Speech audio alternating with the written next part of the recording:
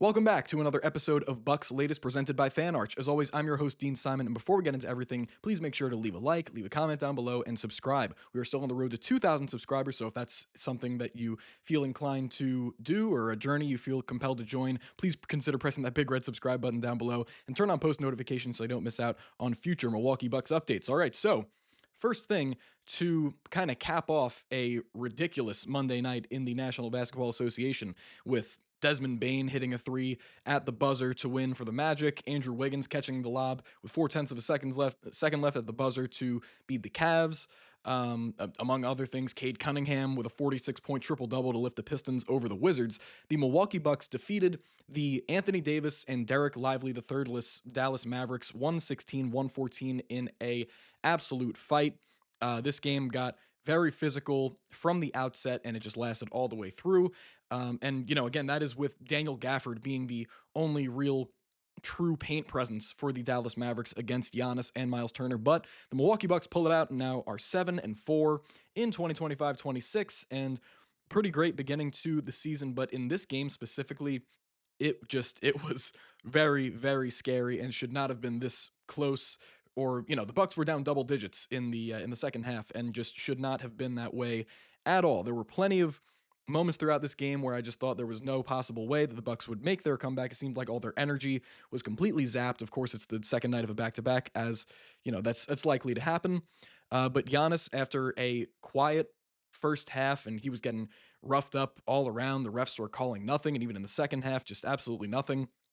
Giannis powered through it and finished with 38-6 after a 9 or 10 point first half, with 3 blocks as well on 11 of 18 from the field and 7 of 12 from the free throw line. And something that I want to say, first of all, with this victory is that the Milwaukee Bucks were actually able to make free throws tonight. One of my biggest criticisms throughout the beginning stretch of this season is the free throw attempts and free throw makes. And despite allowing the Mavericks to shoot 41 free throws and connect on 31 of them, the Milwaukee Bucks pulled out a win because they shot 25 and hit 20 of their 25. It's rare that you see the Milwaukee Bucks, at least this 25-26 iteration, hit 80% of their free throws in a given game, and that was, that was a very welcome sign. It was yet another clean game from the Bucks from a for the most part, from a ball handling perspective, though the first quarter was extremely rough, 6 turnovers in the first quarter alone. But the good part of it is that there were only 7 throughout the rest of the 3 quarters in this one. So it was better from a defending without fouling perspective, even though there were several Bucks on the team, namely Ryan Rollins, AJ Green, and Giannis and Kyle Kuzma, that each had 5 fouls.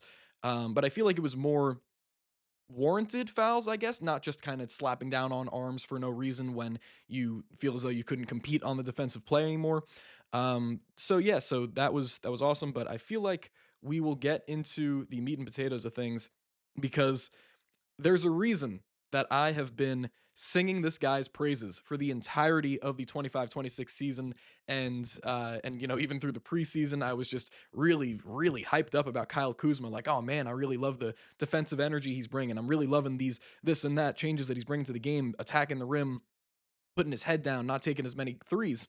And all of that rang true in this game. And Kyle Kuzma is most likely the reason why the Bucks were even still in this game, why they still had a chance, and why they eventually pulled it out. Because when the Bucks were slogging through the second and third quarters and early fourth quarter, Kyle Kuzma was doing, like I just said, putting his head down, getting to the rim, getting to the free throw line, where he knocked down 4 of his free throws.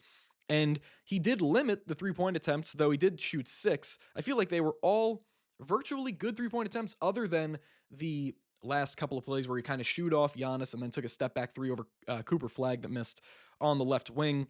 But overall, off of the bench, Kyle Kuzma with a fantastic 26 points and 5 rebounds on 10 of 17 shooting from the field. And it seriously just felt like he was unguardable, unstoppable when he put his head down and got to the rim. It seemed as though when he got within 3 feet, that it was just going up and in off the glass, and there was nothing that the Dallas Mavericks or Daniel Gafford could really do anything about it.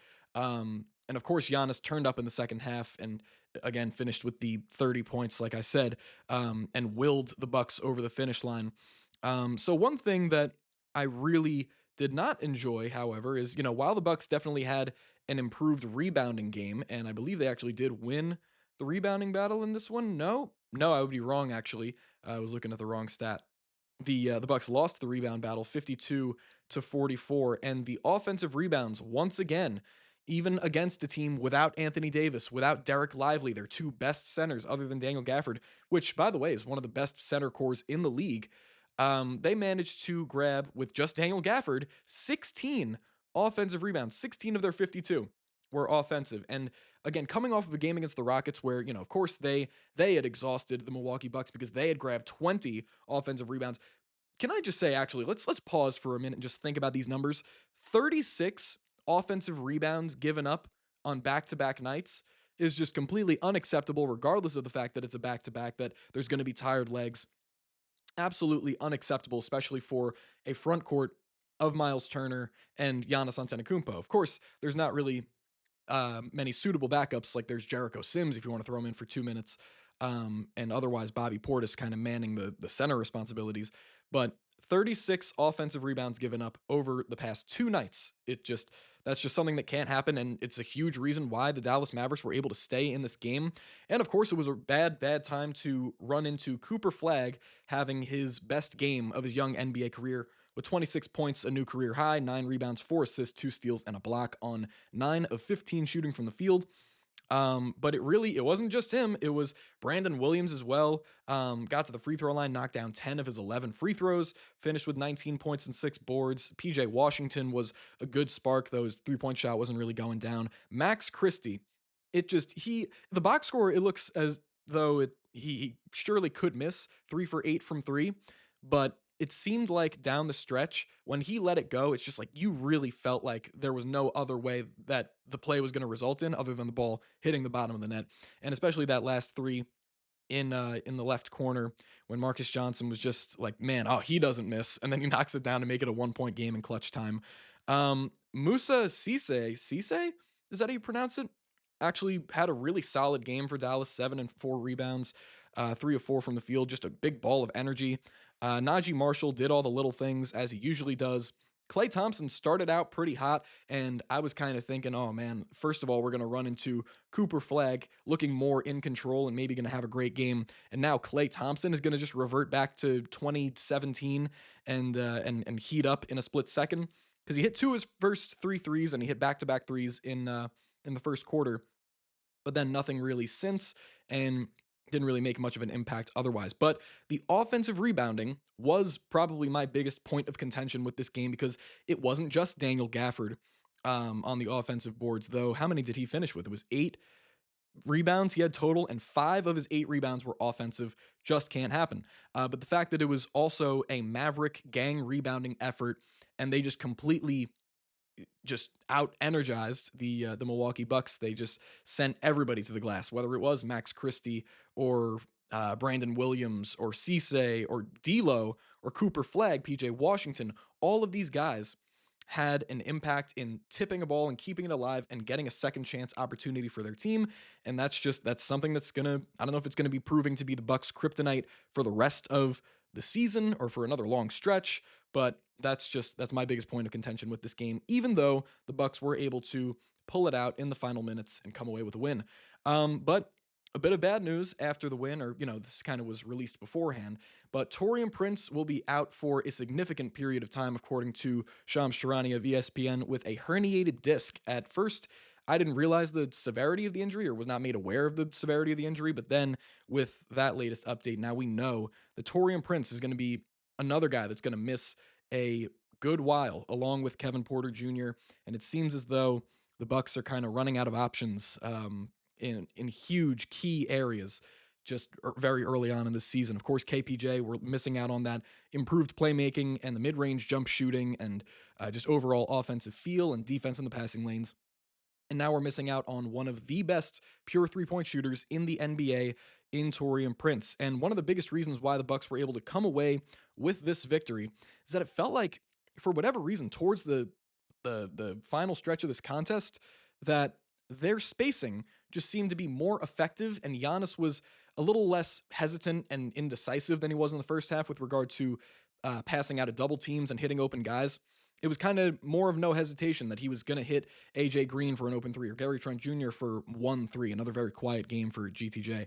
But he seemed more willing to pass. And now Torian Prince, who is a huge part of that whole entire shtick, he's going to be out for a good while. So not really looking forward to that. But what I am looking forward to is and what should be an entertaining matchup against, I say, new look Charlotte Hornets, but though they're about 3-7, it feels like they're almost on the come up because of the guys that they drafted. And their drafting, at least this past year, looks to be it looks as though they've made great decisions more and more each day with the selections of Con Knipple and Ryan Kalkbrenner. Both guys have been absolutely phenomenal to start this year, especially Con Knipple. He's proving not just to be a shooter, but he's actually proving to be the hardworking, all around, bring the lunch pill to work type of guy that they thought he was going to be in the draft. And he's able to not just knock down the open three, he's able to, attack the closeout, get all the way to the rim, finish craftily around the rim. He's just a great playmaker, has great feel for the game, and I don't mean to turn this into the whole Con Knipple episode, but he should be a really fun player for the Bucks to be going against. And also, the Bucks are going to be visiting Pat Connaughton in Charlotte, but also Ryan Kalkbrenner has appeared to be a very impressive and kind of not out of nowhere rookie, but one of the bigger steals, maybe you could say, in the draft for Charlotte. He's looked incredibly solid already, kind of a double threat and a pretty awesome shot blocker. And actually, during the broadcast, they kind of put up something that was a preview to the next matchup and talking about Ryan Kalkbrenner and how he's averaging, at least going into tonight, about 2.6 blocks a game. So they kind of put Kalkbrenner up on the thing with Miles Turner, and it was like Ryan Kalkbrenner averaging 2.6 blocks a game, and then Miles Turner, two-time block champion. So seeing those guys go head to head, it's going to be a very entertaining matchup, and I'm really looking forward to it. But what I hope doesn't happen is that Ryan Kalkbrenner gets more of an advantage on the boards next to Miles Turner, and that he doesn't block a bunch of shots, and that the Milwaukee Bucks don't play down to their competition as they did in this game against a Dallas Mavericks team that is very talented in a few key areas. Overall, they're a pretty good defensive team, but the rebounding against a team that was just only boasting Daniel Gafford as their main center, that wasn't great. But I am looking forward to this next game against the Charlotte Hornets, and I am looking forward to another potential victory for the Milwaukee Bucks. And if you enjoyed today's episode of Bucks Latest presented by Fan Arch, as always hosted by Dean Simon, please consider hitting that like button, hitting that subscribe button, and turning on those post notifications so you don't miss out on future Milwaukee Bucks updates. I will see you guys in the next one, and I'll see you guys after this game at Charlotte. See you in the next one.